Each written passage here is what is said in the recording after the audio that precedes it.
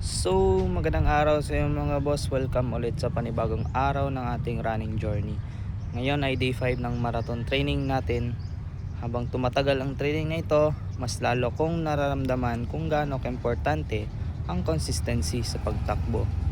Kasi sa totoo lang mga boss, hindi naman araw-araw mataas ang motivation. May mga araw na tinatamad ka, may mga araw na pagod ka sa trabaho, may mga araw na parang gusto mo na lang magpahinga. Pero ang isang bagay na natutunan ko sa marathon training na ito ay hindi mo kailangan maging motivated araw-araw. Ang kailangan mo lang ay disiplina. Kasi kapag disiplina ang pinairal mo, kahit wala kang gana, gagawin mo pa rin. At yan ang ginagawa natin ngayon. Day 5 na ng training at bawat araw na natatapos natin ay patunay na kaya nating magpatuloy. Hindi man ito madaling journey, pero alam natin na bawat takbo ay may dahilan. Bawat pawis, bawat pagod, bawat kilometro na tinatakbo natin, lahat yan ay bahagi ng proseso ng pagiging mas malakas na runner. At habang tumatakbo tayo sa journey na ito, unti-unti rin nating natutunan kung paano maging mas matibay sa buhay. Kasi minsan, ang pagtakbo ay hindi lang physical training. Ito rin ay mental training. Dito mo matutunan kung paano magpatuloy kahit nahihirapan ka na. Kaya ngayong araw mga boss, nandito tayo sa kalsada ulit, handang ipagpatuloy ang training. Hindi natin kailangan maging pinakamabilis, hindi natin kailangan maging pinakamagaling. Ang mahalaga lang, nandito tayo, tumatakbo pa rin.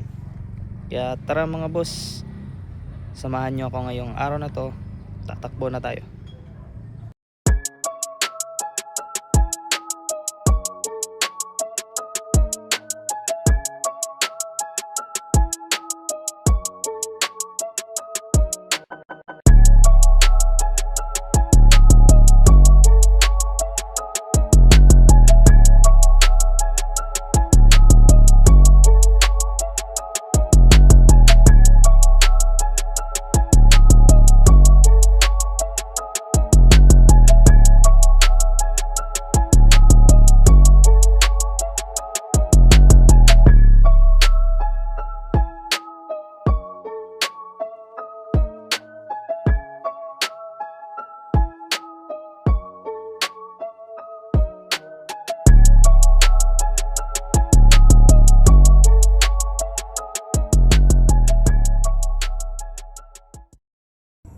So ayun mga boss, tapos na ang day 5 ng marathon training. Isa na namang araw na nagpakita tayo, nag-effort at nagpatuloy. At sa journey na ito, hindi natin kailangan madaliin ang progress. Ang mahalaga ay tuloy-tuloy tayo. Kasi bawat araw na ginagawa natin ito, mas lalo tayong nagiging handa sa mas malaking challenges.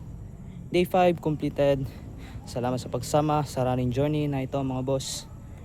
Tuloy ang takbo, tuloy ang disiplina, at tuloy ang mga pangarap. Yeah.